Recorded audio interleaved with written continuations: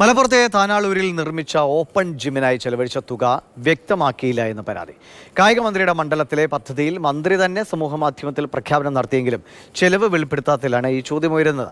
മറ്റു പദ്ധതികളുടെയൊക്കെ ചെലവ് കായിക മന്ത്രി തന്നെ വ്യക്തമാക്കുമ്പോൾ ഓപ്പൺ ജിമ്മിന്റെ കണക്ക് കാണിക്കാത്തതിന് പിന്നിൽ ദുരൂഹതയുണ്ട് എന്നാണ് യൂത്ത് ലീഗ് ആരോപിക്കുന്നത്.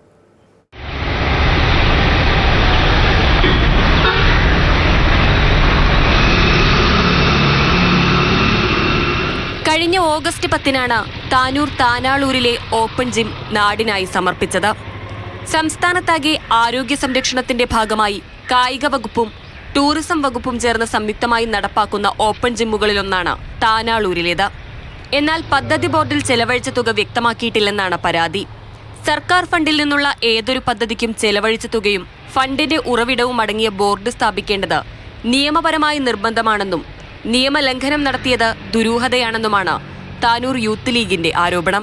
തിരുനെൽവേലി എക്സലന്റ് എഞ്ചിനീയർ കമ്പനി എന്ന് പറയുന്ന ഒരു കമ്പനിയാണ് ഈ പദ്ധതി കോൺട്രാക്ട് എടുത്ത് വർക്ക് എടുത്തിട്ടുള്ളത്. ഇതേ സാധനം സ്ഥാപിക്കാൻ വേണ്ടി ഞങ്ങൾ ആവശ്യപ്പെട്ടപ്പോൾ ഞങ്ങൾക്ക് തന്ന കൊട്ടേഷൻ ബില്ലാണിത്. ഇതിൽ കണക്ക് കൊടുത്തിട്ടുള്ളത് 4,62,000 രൂപയാണ്.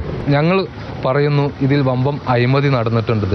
ഇവിടെ മാത്രമല്ല, കായിക വകുപ്പിന്റെ നേതൃത്വത്തിൽ തന്നെ സംസ്ഥാനത്ത് 80 സ്ഥലങ്ങളിൽ ഇത് നടപ്പിലാക്കുമെന്നാണ് അറിയാൻ കഴിഞ്ഞത്. അങ്ങനെയാണെങ്കിൽ ഇത് നടപ്പിലാക്കിയ എല്ലാ സ്ഥലത്തും അഴിമതിയുണ്ടെന്ന് ഞങ്ങൾ ആരോപിക്കാം. താനൂർ MLA കായിക മന്ത്രി വി അബ്ദുറഹ്മാൻ തന്നെ ഓപ്പൺ ജിം ഉദ്ഘാടനം ഫേസ്ബുക്ക് പോസ്റ്റിൽ കുറിച്ചിരുന്നു. എന്നാൽ മറ്റ് പദ്ധതികളുടെ ചെലവ് കൂടി രേഖപ്പെടുത്തുന്ന മന്ത്രിയും ഓപ്പൺ ജിമ്മിന്റെ ചിലവ് തുക സൂചിപ്പിച്ചിട്ടില്ല. കായിക വകുപ്പിനും MLA ഫണ്ടിൽ നിന്നും വിനിയോഗിക്കുന്ന പദ്ധതിയുടെ വിശദാംശങ്ങൾ പൊതുജനങ്ങൾക്ക് കൂടി അറിയിക്കേണ്ട ബാധ്യതയുണ്ടെന്നാണ് യൂത്ത് ലീഗ് മണ്ഡലം കമ്മിറ്റിയുടെ ആവശ്യം. മാതൃഭൂമി ന്യൂസ്, മലപ്പുറം.